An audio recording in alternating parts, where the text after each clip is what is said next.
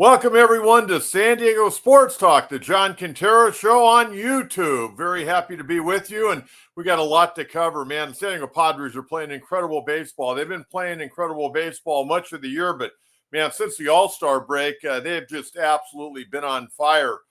Before we get into breaking down the Padres-Astros series, and again, 9 games left for the Padres. 9 games left. We're going to get to all of that, but also want to remind everyone, we've had a lot of fun with this podcast. We continue to add to this podcast. Next Monday, by the way, next Monday morning, 8 a.m., we're going to have our first live podcast. So you'll be able to send in questions to me and all that good stuff. That'll be this coming Monday at bright and early at 8 a.m. And I'll look forward to that very much, to hear from a lot of you great Padre fans, San Diego sports fans, fans really from all over Southern California. And again, you can follow me on Facebook at John Kentera. You can follow me on X at Coach Kentera 44. But the one thing I want to ask you on this podcast, we are getting so close to 2,000 subscribers. And we're over 1,900 right now. We're inching our way towards 2,000. And really, if you're watching this, will you help me out a little bit? Help a brother out on this. We want to get to 2,000. That would be really, really cool, and would certainly appreciate it. Not only that, make sure you hit the notification. So anytime we're having a show like Monday, I know everybody's going to be hustling, bustling around to get to work on Monday, but bingo, you have the notifications, you're not going to miss the show. And we're going to do a live show, especially down the stretch.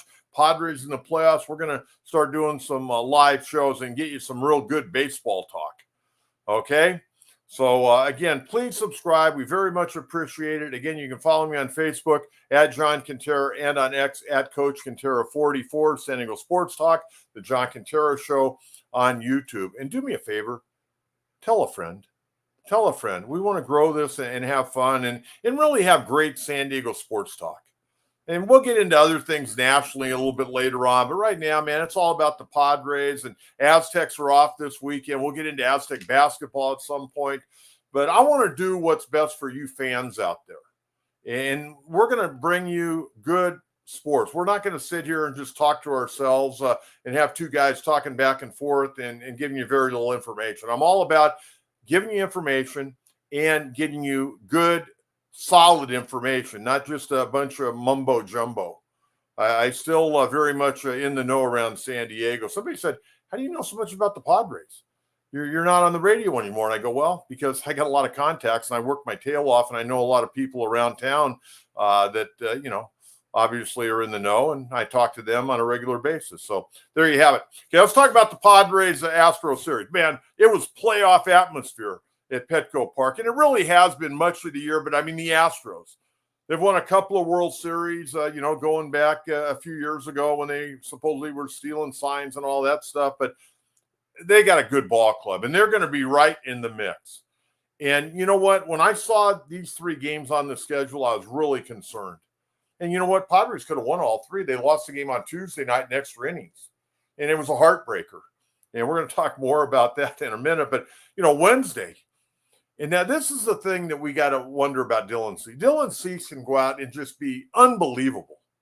Unbelievable. I mean, he was fantastic on Wednesday in the rubber game. Padres get another rubber game. They win another series. They improve their home record. And I'm going to get you all those numbers. But Dylan Cease went out there, and if Xander Bogaerts doesn't let that ball go through his legs with 1 out in the 9th inning, it's an inning-ending double play. Going to be a 6-4-3 inning-ending double play, but he let the ball go through. And I'll tell you, Bogaerts, after he let that ball go through his legs, he went down on one knee, and he was just devastated. And he knew that he cost Dylan Cease an opportunity to go the distance. And he's the only Padre, by the way, that's gone the distance this year. In the no-hitter, he had to throw a no-hitter, and he won a complete game. And he was trying to go for a second complete game. And again, no other Padre has had a complete game. But nonetheless, Tanner Scott came in, picked up the save. And, I was looking at his numbers, Tanner Scott, with the save on Wednesday, 21st save of the year out of 23 opportunities. Remember, he was the closer for the Marlins before he got traded to the Padres. And I'll tell you, he's going to pay big dividends in the playoffs. That bullpen is going to be lined up.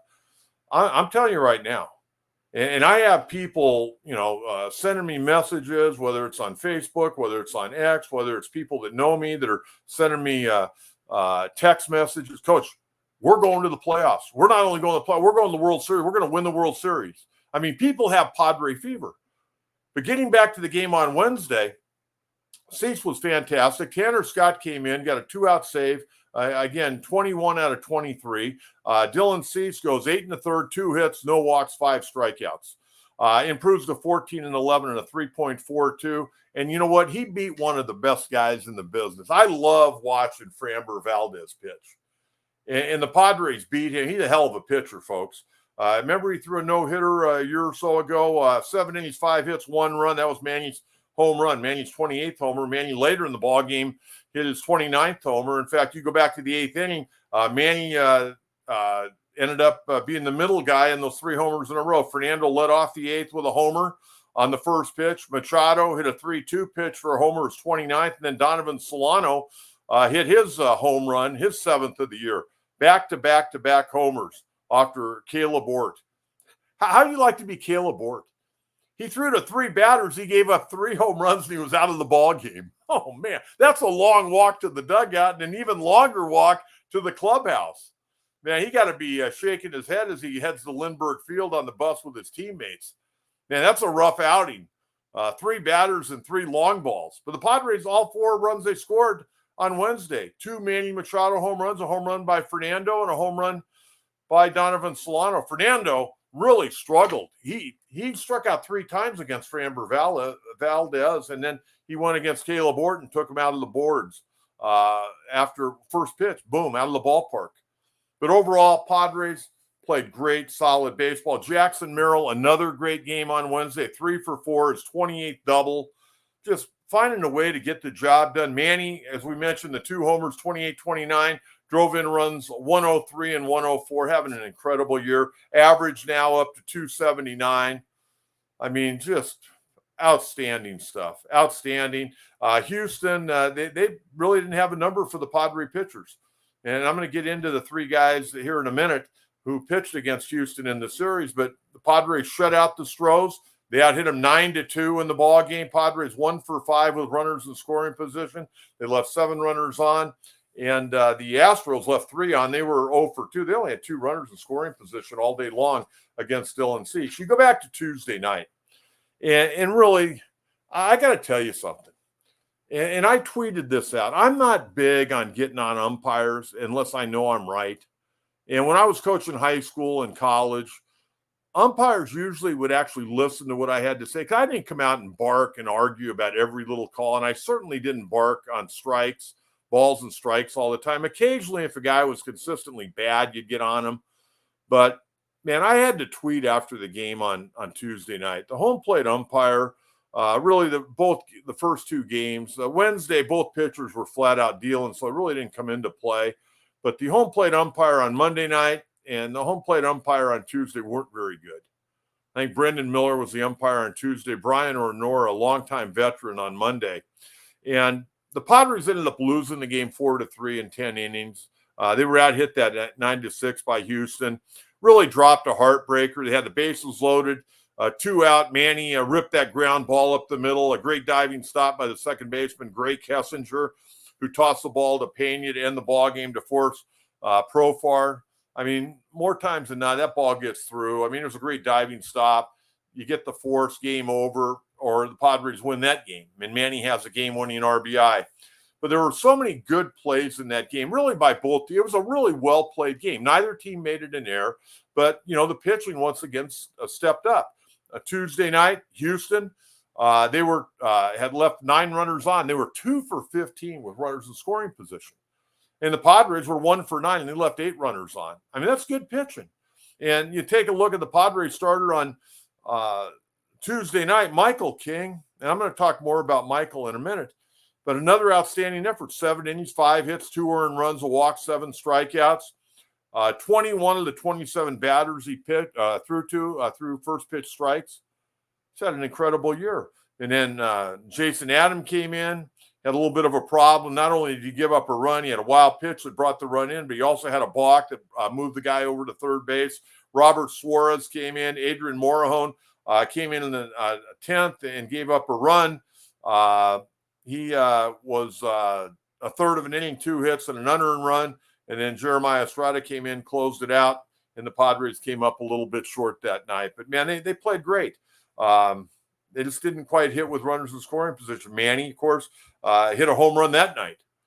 Manny's got 3 homers now in the last 2 games, a big 3-run homer.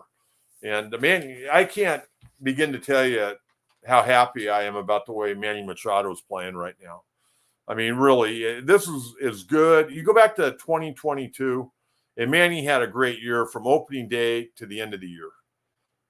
And I know he got off to a slow start this year, but right now he's just doing everything so well.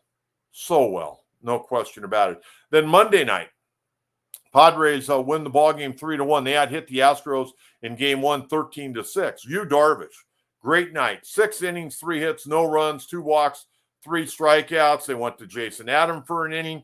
Tanner Scott gave up an earned run in his inning. Robert Suarez, a 1-2-3 ninth on 8 pitches, picked up his 33rd save. And the great thing about that was the day before. Remember he gave up that home run up in the Bay Area out into McCovey Cove? I mean, first right-hand hitter, Heliot Ramos hit that ball out in McCovey Cove. All the years, when did the Oracle Park open? Like 2001, somewhere around there? First right-handed hitter to put the ball in McCovey Cove. And Suarez, up to the other night, in 2 of his last 3 games, had blown saves. And so getting him back on the bump Monday night and retiring the side on 8 pitches made everybody feel a whole lot better. So that was very, very nice. Okay, so the Padres take 2 of 3. I want to tell you about my friends at Grangetto's Farm and Garden Supply. My wife said to me today, she goes, we got to get up to Grangetto's. We got to get a few different things. I go, no problem. She goes, man, that place is fantastic. I go, why don't you do the commercial for me? Grangetto's Farm and Garden Supply, serving Escondido, Encinitas, Fallbrook. They've been in business since 1952. That's over 70 years. Okay, shop where the pros go. You know, that's why they open early in the morning, because all the pros, all the great landscapers and people that are working on people's garden and lawn, they need all the product. Well, they go to Grangetto's. You know, people want to know, why is I got a brown spot in 2 different spots on my beautiful lawn? Why is that? Hey, they'll tell you why. Maybe your sprinkler system, your irrigation ain't right. But Grangetto's is big in the community. Big in the community. They're family owned. Grangetto's has been part, again, of North San Diego County community since 1952. Some of the things that they do. Grangetto's, they're on the board of the San Diego County Farm Bureau. The other thing that I really enjoy, because I remember working at the fair when I was a kid growing up, driving the tram. Yeah, I drove the tram. And I used to see all the animals, the pigs and the cattle and, you know, sheep and all that stuff down at the fairgrounds. Future Farmers of America. They're very, very involved with FFA. And any of you people that have been involved with FFA know what I'm talking about. Grangetto's are all about it. They're into high school programs. In fact, my alma mater, not only my alma mater where I played high school ball, but where I coached, you know that they're a consultant for Torrey Pines High School's baseball field. And that's why that field looks good. Even though they have practiced football and soccer and field hockey, the field still looks great. And Kevin Grangetto and his family are a big reason why. And again, they offer great advice to local garden clubs. They'll provide speakers when needed. What I want you to do, visit grangettos.com. Visit grangettos.com. Sign up for their newsletter. The newsletter is fantastic. I've learned a lot. And it drops in your mailbox of your email a couple of times a month. But again, do that. Go to one of the 3 locations. And when you go in, make sure to tell them, hey, Coach John Kentera sent me. Tell them that. They need some feedback. And I want to thank them for sponsoring our program. They really believe in what I'm doing. They want me to be on the airwaves, and we're on the airwaves, and we're having as good a time as we've ever had broadcasting right now. Grangettos.com. And again, make sure to sign up for the newsletter and make sure to tell them Coach John Kentera sent you. Okay, I want to talk about the 3 starters in the Padre rotation during the Astro series. They were unbelievable. I mean, you got some dudes that can flat out hit.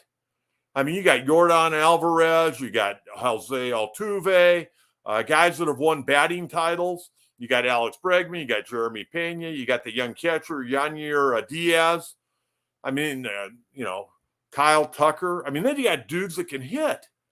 And it wouldn't surprise me if they got to the World Series. It wouldn't surprise me in the least. And the Padres starting pitching shut these guys down big time. Check this out. Monday night, Darvish, by the way, that's his third start since coming back from the IL. First one wasn't good. Second one was fantastic. This one was even better. How about this? Monday night against that potent Astro offense. Darvish, 6 innings, 3 hits, no runs. Tuesday night, Michael King, 7 innings, 5 hits, 2 runs. Wednesday, Dylan Cease, 8 2/3, 2 hits, no runs. Okay, not that I'm a great math student, but this is what I totaled up. The 3 starters, 21 2/3 innings against the Astros, 10 hits and 2 earned runs. Wow, that's playoff baseball, folks. That's playoff baseball.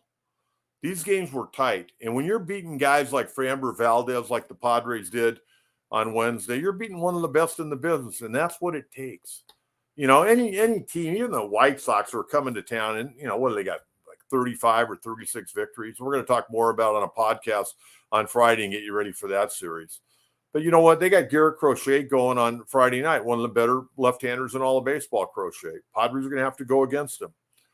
But, at the end of the day, you got to beat good people. And when you get to the playoffs, you're going to be going against 1s and 2s and 3s. You're not going to be going after 4s and 5s. So this was really good. This was good on so many different fronts for the Padres to play a team like the Houston Astros. It's going to be good next week when they got to go into Dodger Stadium and take on the Dodgers. And Dodgers, they've got 90 wins, and they're going to win the division. We know that. But they got all kinds of problems. Bobby Miller got sent back to AAA. Gavin Stone's not going to pitch. It doesn't look like the rest of the year. At least right now they're saying that. Glass now's out. Yamamoto's been back, but, how deep is he going to be able to go? Kershaw threw, an 87-pitch bullpen a couple of days ago. Is he going to be a factor? He's never really been that great in the playoffs.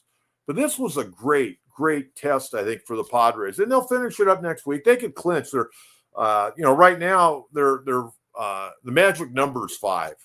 Combination of wins and losses of the other wild card teams in it. Arizona and Atlanta and the Mets. The Padres are in great shape. But, take care of business and then start. If you can clinch this weekend against the White Sox, then you can start, getting your ducks in a row. Who's going to pitch game 1? Who's going to pitch game 2? Who's going to pitch game 3? Okay. But what I wanted to mention here a little bit, I want to go back to the 3 games against Houston because, once again, you fans, it's unbelievable. I mean, sir, it is unbelievable. Monday night, okay, and I know they had some giveaways. They had Ariza's bobblehead. Wednesday they had Tatis's bobblehead. But it doesn't matter.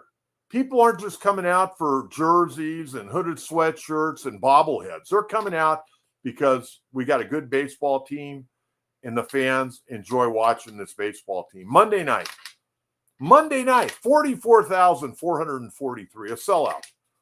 Tuesday, 44,553, a sellout. Wednesday, 42,000, and that game started at 3:40, 42,883. It's amazing. You fans, pat yourself on the back for crying out loud. Pat yourself on the back. It's fantastic. See, I've always talked about yellow tablets, so they're in my yellow stuff. I'm constantly writing. I'm constantly writing notes on that. Okay? So they're getting the job done in a big way. There's no question about that. Okay, I want to talk a little bit just about Michael King. Now, this is going to be interesting, folks. How are they going to go with this rotation in the playoffs? Now, the 3 guys, and I don't know where Darvish comes in. That's kind of a wait and see. But right now, the 3 guys that I would start in the playoffs, not in any order, would be Cease, King, and Musgrove. And in our little chat box on YouTube, you got little comments. Tell me how you would handle game 1, 2, and if necessary, a game 3 in the wild card. Because right now, if we were playing the wild card tomorrow, Padres would be the number 1 wild card, and they would be playing the Arizona Diamondbacks. Okay. It looks like Diamondbacks or the Mets. Mets are right there. We're going to have to wait and see. But right now, the Padres win. They're playing a home game. They're playing the home series, the wild card at home. Man, those Mets, man, they just won't go away. They're playing great baseball. And but anyways, how would you set the rotation? Would it be Cease, who can be really dominant like he was on Wednesday and like he was in the no-hitter? But he's also had his warts where he's gone out there and he's had his struggles. And Michael King, you've heard me say that on other podcasts, he's been the most consistent of the Padres starters, at least for me he has. Now, again, I'd appreciate any comments in our comments on YouTube, or if you want to hit me up on X or on Facebook, I'll take any and all comments. I always enjoy it, and I try to return as many as I can, folks. But I want to share Michael King's numbers here. First of all, I want to just show you what he did last year with the Yankees. Okay, Michael King last year with the Yankees, he pitched in 49 games. He had 9 starts, a 4-8 record, and a 2.75 ERA. He ended up throwing 104 2/3 innings last year. And you know what? His numbers were great. 88 hits given up in 104 2/3, 32 earned runs, 32 walks, 127 strikeouts, and 104 2/3. He had a whip of an even 1, 10 homers allowed. This year, he has far surpassed that. And remember, they were talking about, well, how many innings will the Padres let him go past what he did a year ago? Normally, they let guys go, between 30 and 40. Okay, he's well surpassed that. Right now, he's pitched in 30 games, made 29 starts. He's 12-9 with a 3.04 ERA. He goes out there his next start and throws up some zeros for 4, 5, 6 innings. He's going to be under a 3 ERA. I mean, that's right up there with some of the best in the game. I mean, his ERA right now is right up there. I mean, pitching great. But this year, he's thrown 168 2/3 innings. He's given up only 141 hits, 57 earned runs. He's given up 70 runs total, but only 57 earned runs, 61 walks. He's 2 strikeouts away from 200. He's got 198. He's got a whip of 1.19. He's hit 6 batters, keeping guys loose at the plate. And he's given up 17 long balls. I have no problem with a guy giving up home runs. As long as you're not walking a guy or giving up a hit in front of him.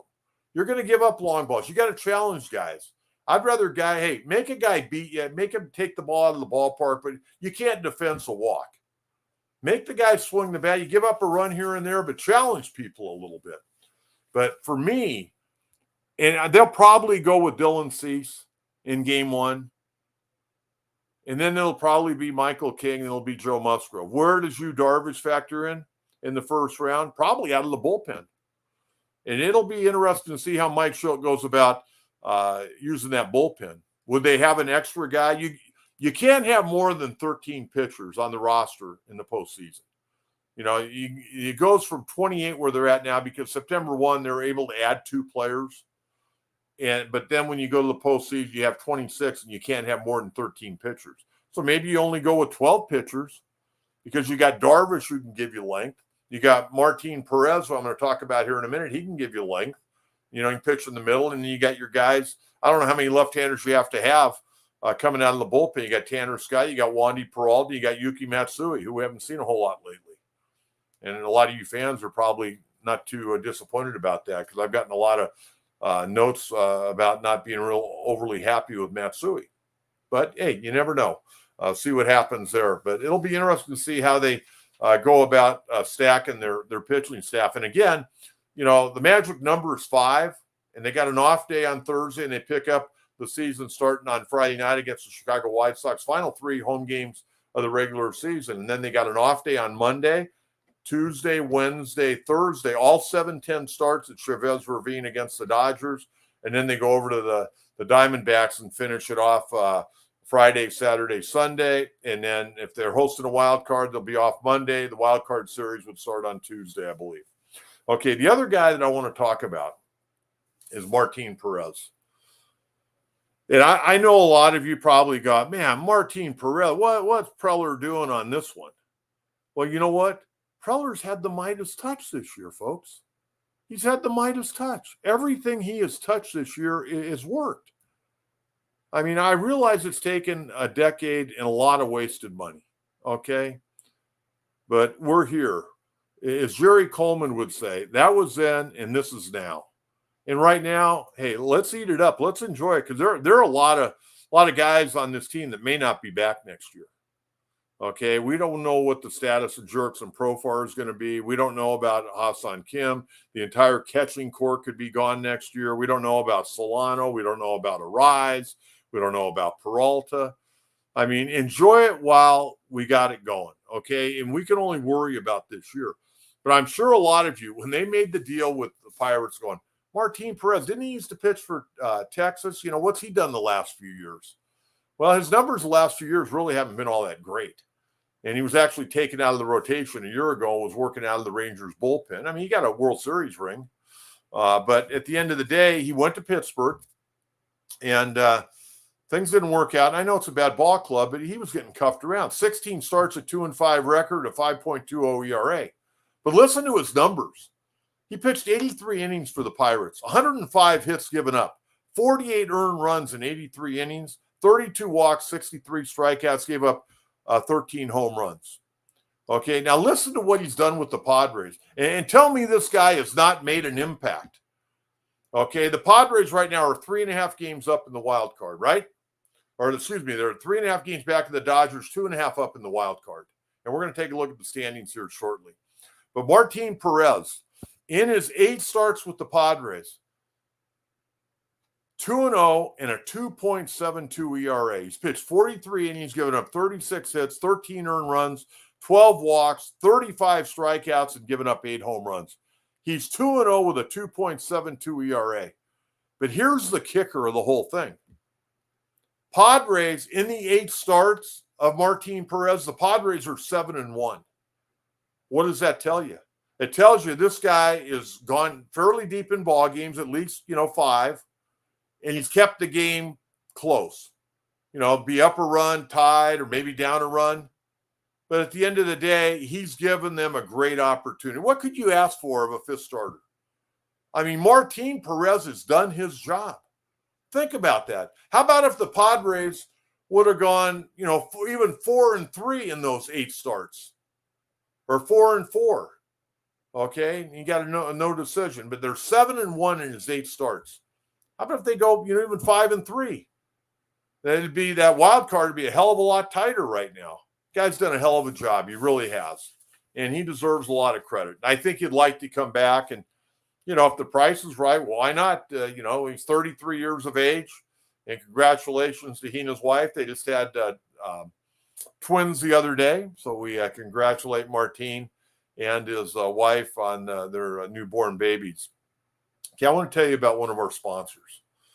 And there's one gentleman I want to tell you about. His name is Josh Messiah. I worked with Josh years ago in the radio business. And I always joke, and you've heard me say this, he was a smart guy. He got out of radio, and he's doing a great job really helping a lot of you folks around San Diego. It's called Your Reliable Home Buyers. You can go to their website, yourreliablehomebuyers.com. Comprehensive real estate services. Reliable Home Buyers offers full spectrum of real estate services, buying, selling, financing, even purchasing old houses. And as Josh told me when I was talking to him on the phone one day, he goes, Coach, you tell them that we will even buy ugly houses, and we'll give you cash. And what I'd like you to do is I'd like you 1 or 2 ways to contact them. And again, you can give them a call bright and early tomorrow morning. Their phone number, 858-422-4116, 858-422-4116, or you can visit them at yourreliablehomebuyers.com. And, a lot of people, they buy a home and they get equity in it, and then they want to, sell that home and buy homes a little bit more expensive, kind of the building block effect. Well, Josh and his staff at yourreliablehomebuyers.com, they can help you. They can put a plan in place for you. You give them a call, again, yourreliablehomebuyers.com. Go to their website, check it all out, and you can give them a call at 858-422-4116. Again, yourreliablehomebuyers.com, and make sure when you call, tell them Coach John Kentera sent you, folks. All right, want to take a look a little bit about what happened on Tuesday night. I got to be honest with you. And I mentioned earlier, the umpiring in the series, it was a lot better on Wednesday, but the first 2 games were just brutal. Absolutely, bro. Home plate umpire, the hitters didn't know what to expect. And, I used to tell my ball players, you've got to adjust to the umpire. The umpire's not going to adjust to you. The problem was the umpire was here, there, and everywhere. I mean, you can't have a floating strike zone, especially when you're a major league umpire. And that's what was happening in game 1 and game 2. And it was just driving me crazy. And by the way, when they put those little boxes on the screen, I don't care whether you're watching the Padres or the Giants or the Nationals or the Yankees or the Dodgers, don't buy into that box. That's a bunch of bogus. Watch the game yourself, and a lot of that stuff's bogus. Okay, if you know what a ball and strike is, figure it out on your own. You don't need a box because those boxes aren't always correct. Okay, and it really causes the umpires a lot of grief. Believe me, the umpires take a lot more heat than you realize from the Major League Baseball office. But anyways, kind of a funny story. How Jose Altuve, and I got to tell you this story. A lot of you remember when Amarista was with the Padres and Altuve was with Houston. And I'll never forget one night, I'm sitting down there at batting practice, and I was leaning on the cage, and the Padres were finishing up hitting, and the Astros were coming in. And both teams gathered around the home plate. They got the big cage over top of home plate so balls won't go into the stands, during batting practice. So they got the BP cage there. And it was so funny. And to this day, he was a good kid, Amarista. So both teams gather after batting practice, and Altuve and Amarista go back to back to see who's the tallest of the two. And I think Altuve may have got him. I think Altuve got him that night. But anyways, I've always liked watching Altuve, and I know he was involved in the sign stealing scandal. But that guy's a hell of a player. He's going to be a Hall of Fame player, folks. But what happened on Tuesday night, Altuve, he got ejected, if you didn't see the game, in the top of the ninth after he took off his left shoe and sock. And what happened? I thought the ball went off his foot.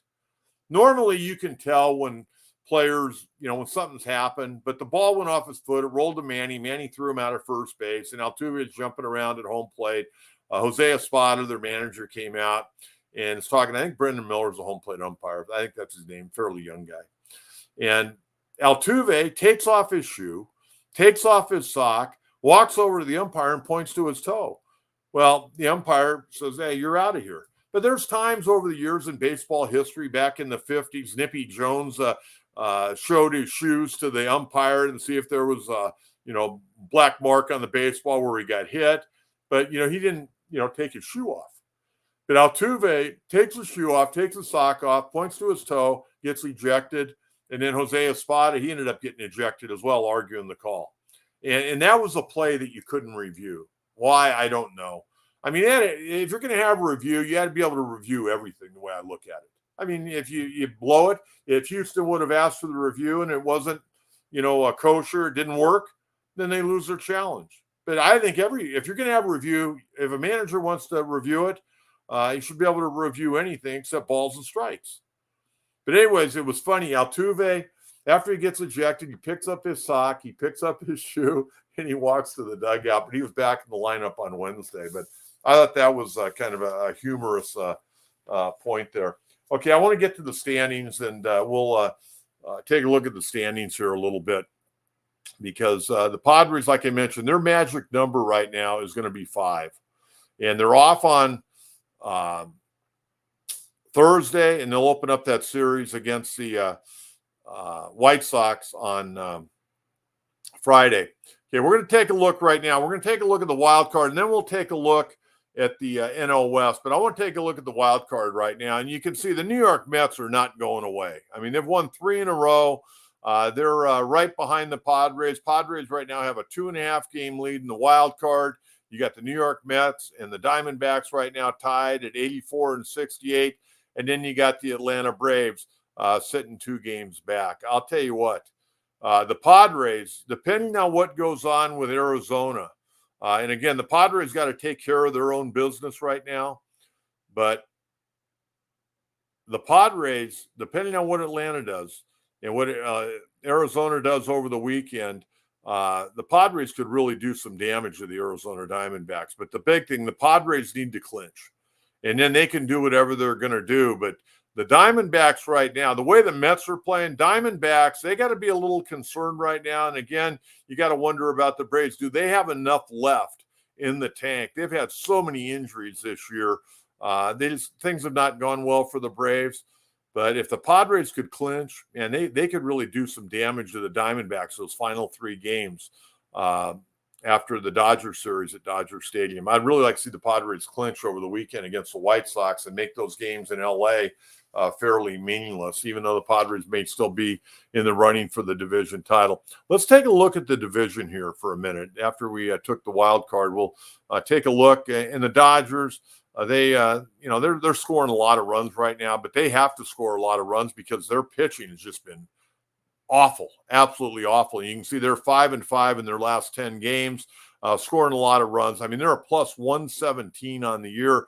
Padres got, one of the better offenses. They're a plus 90 right now. The Diamondbacks plus 93.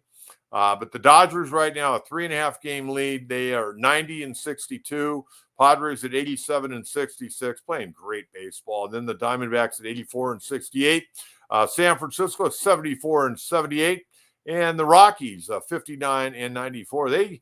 They got the Arizona Diamondbacks a couple of games. They took 2 out of 3 against the Diamondbacks in this series that just concluded. But there you have it. So the Padres 3.5 back of the Dodgers. And that could either go on Thursday, that could go to 3 games back, or it could go to 4, depending on what the Dodger result will be. Again, I want to remind you, we're trying to get to 2,000 subscribers.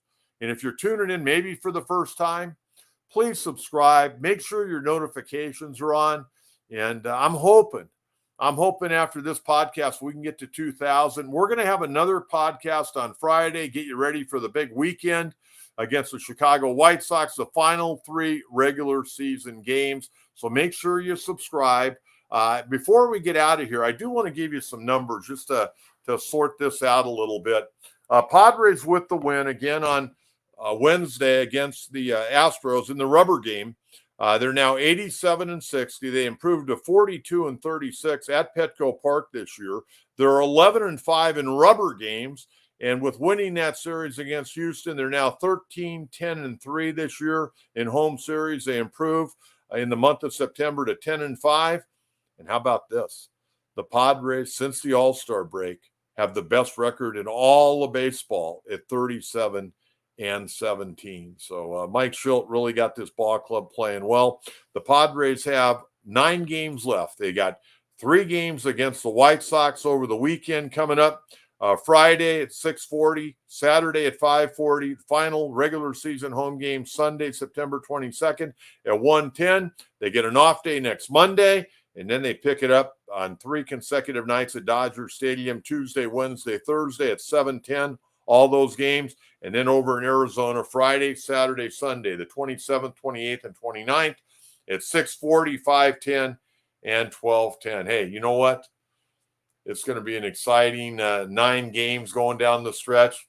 And again, the magic number is 5. Again, please subscribe to the show. We're trying to get to 2,000. You can follow me on Facebook at John Kentera, on X at Coach Kentera 44. Thank you so much for tuning in to San Diego Sports Talk, the John Kentera Show on YouTube. I'll talk to you once again, folks, on Friday. Be well. Thanks again. Bye-bye.